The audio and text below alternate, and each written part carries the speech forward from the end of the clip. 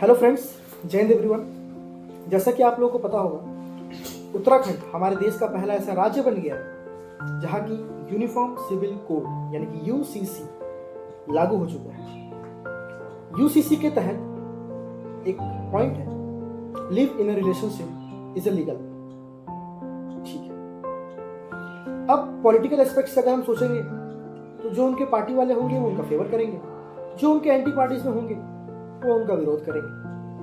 ठीक है, आइए हम समझते हैं कि लिव इन अ रिलेशनशिप के प्रोस और कॉन्स क्या हो सकते हैं। पहले अगर हम प्रोस की बात करें, सबसे पहला पॉइंट डीपर अंडरस्टैंडिंग।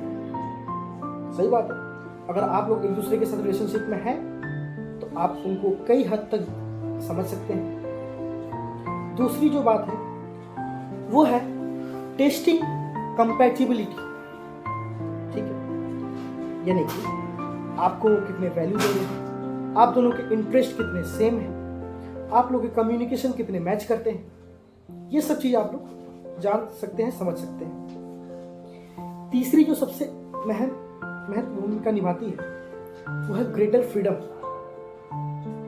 ठीक है, ग्रेटर फ्रीडम कहने का मतलब है कि अगर आप लोग ऐसे भी रिलेशनशिप में रह रहे हैं वैसे भी रहेंगे तो एक लॉ के तहत चलेंगे, आपको किसी भी चीज से डर नहीं लगेगी।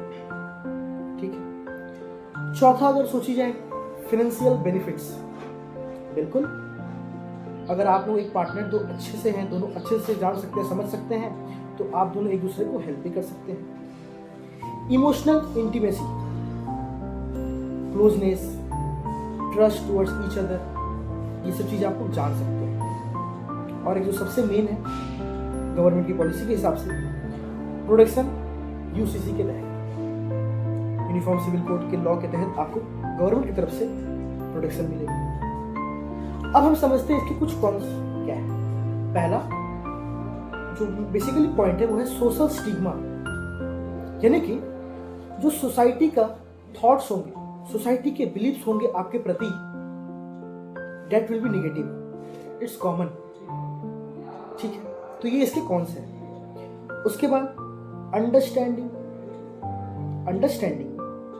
देखिए, अनसर्टेनिटी भी होती है, आप लोगों ने अंडरस्टैंड तो किया एक दूसरे को, लेकिन अनसर्टेनिटी भी होती है जिसका कि आपको नॉलेज की बहुत कमी होती है कि इसका फ्यूचर में आउटकम क्या आने वाला है।